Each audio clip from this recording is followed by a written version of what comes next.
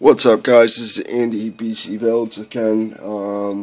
Forget what the last video was. Line work practice. I still never cleaned it up from last night. It's just some more shit. Just banging out some lettering. Just trying to do it as fast as I could and show him.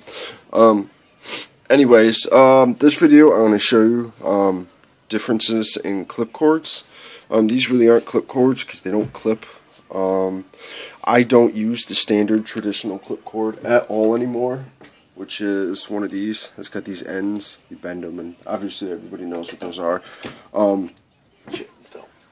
I use only RCA or phono jack now. It's a better connection, and it's easier to switch and put on. It's just not a pain in the ass. Everybody's already seen these. I've already made a video on it. The first one I want to show you is pretty cool. Since some of my machines have RCA, like my rotaries, because I don't really feel like tearing them apart and putting the phono jack on them. I prefer phono jack, but RCA works okay if you have a tight end. Some are RCA, and then there's some of this phono jack port. You can see right there. Phono jack is better because it rotates and it stays connected better. No matter how much it vibrates, it's never going to fall out. But like I said, I didn't want to tear apart some of my rotaries, so I still use the RCA. And I was tired of making clip cords because I do go through them a lot, or I lose them, or someone borrows them, or I liked all my shit to be standard. Before I got into rotaries, all my machines were phono jack, and I could use the same kind of clip cord. But now that I have RCAs again, it was kind of a pain in the ass having multiple clip cords, and because on my power supply I can only hook up 2 clip cords or 2 power cords, so I'd usually have to put one phono jack and then one to RCA, and usually I'd have 3-4 machines when I'm doing a big piece. But now basically what I did, instead of making clip cords now, I just went out. I can take these ends off. And I went out and bought a 6-foot audio cable. It's nice and it's gel coated. I bought it at Best Buy for like $10. It's gel coated, so it's really flexible, sturdy wires, and it's super light. And the good thing about this is shit, hold on. It's gonna be hard to do this one-handed. But basically, this end, this is the big end. The 1/8 inch one, which you can see, which goes into the power supply, because this end obviously doesn't fit. And then that, it's kind of, I don't want to push my table over. See, it's a really tight clip, so I had to actually push it in. And that clips into there, so I can put one into my power cord. And then, on the other end, I have another phono jack. It's just basically a headphone extender. Well, not extender, from like your computer to something else. And then I can put it into the phono jack. As such. Sorry, guys. They're really tight jacks. It's hard to do one-handed. And you can see, with just a headphone adapter piece, the 1/8 adapter, and a $10 headphone cord, it runs perfectly, and it's really light. What else is cool that I found at Radio Shack too is a phono jack to RCA adapter. So instead of having multiple cords out or having to switch the cords out when I'm going between my coils and RCAs, I can just pop that one right on. Now this one doesn't stay on as tight, just, well, there we go. And then I can go right from there, same cable. I'm going to try to do this with you guys watching. I got to put it between my legs. Still have my pajamas on. It's like 4 o'clock. I'm sick. Fuck you. See? Same cable. Just another adapter piece. Running my rotary. And there's no loss of power. Which I thought that was pretty cool. So I can use one clip cord and go back and forth. And what's awesome about this is my problem with clip cords is I manhandle the fuck out of them and I always break the wires. So if I fuck up the wire on this, instead of having to go buy another one for $30, a good one, or solder more wires, which I can't stand doing, I'm just getting tired of it. I used to work on electronics, cars, basically. I hate soldering now.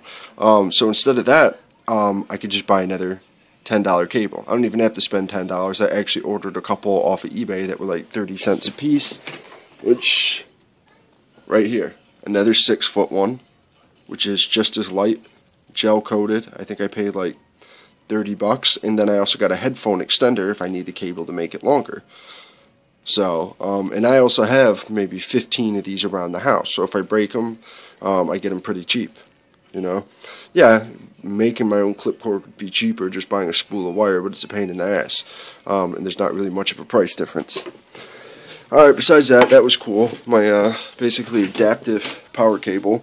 I also wanted to show you, I see a lot of people online talking about the gold-plated RCA ends.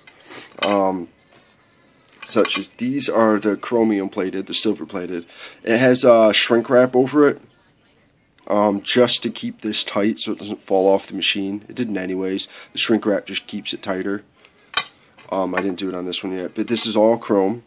And then it's got the regular chrome end, you can see.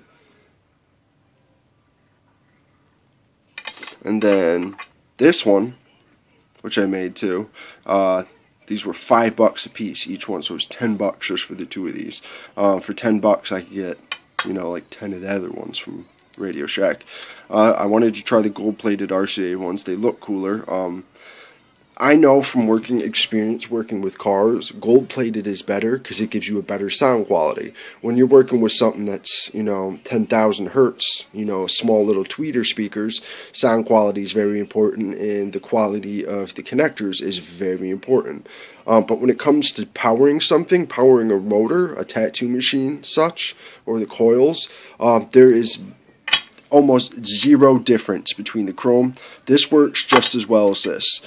There might be a slight difference, even with a very high-tech voltmeter, or you know, one of those setups. I forget what they're fucking called. My brain's fried.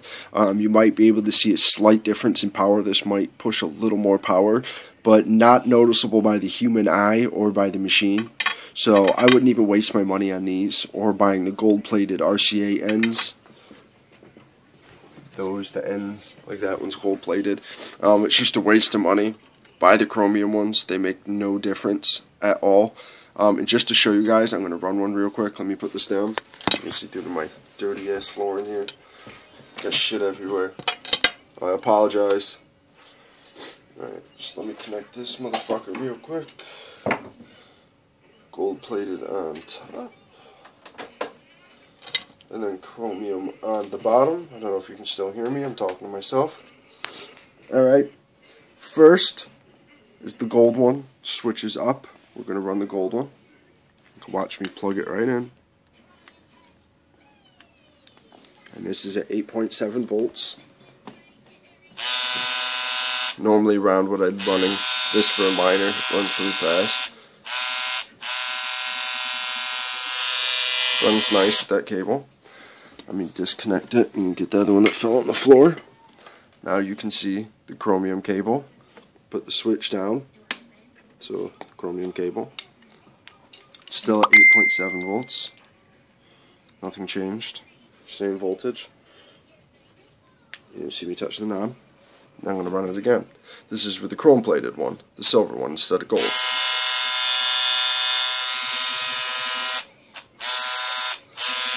Absolutely no difference in how the machine runs. None at all. Given I did put it up to my little voltmeter, and this has a little more resistance, but not enough to make any kind of difference with this type of motor or with coils. It's the same. So don't waste the extra money unless you want a cool gold-plated one, because it is just a waste of money.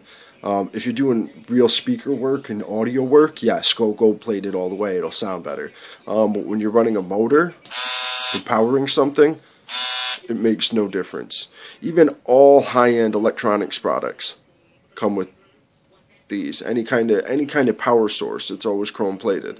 When you're powering something, you don't need that extra ohms resistance or the less resistance from the gold-plated. The speakers you'll see gold-plated, but actually powering something you won't.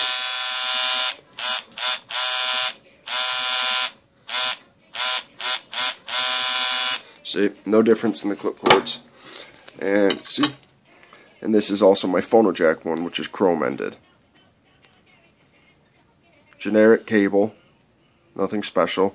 My white one this one is probably my favorite phono jack one. This is a type of flex wire. It's similar to kicker flex wire. See, it's super soft. It doesn't really tangle. The wire's super flexible and strong. This is meant for high-end car audio. The shit's super expensive. Actually, I was pulling some shit out of my car, getting rid of some of the audio, and this was in there, and it used that. But instead of buying a phono jack cord, which you can buy online for like $30, or buying a fucking RCA cord for 30 to 40 bucks for a good one, or 27 bucks on eBay for one that has these gold-plated ends made by some asshole named EJ.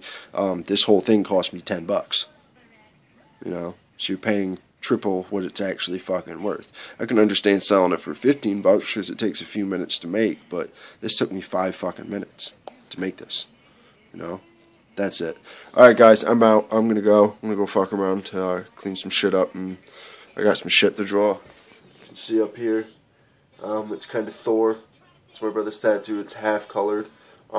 I already did most of the tattoo except for the clouds and shit in the background. Like I said, I'm not a fucking comic book artist. I'm not a graphic artist. I do black and gray work. I don't do super color work. I can tattoo color, obviously, I have to, but that's not my forte with drawing. So anyways, let me go. I want to finish that. When it's done, I'll show you guys. I'll put a picture up of this tattoo. Peace, guys.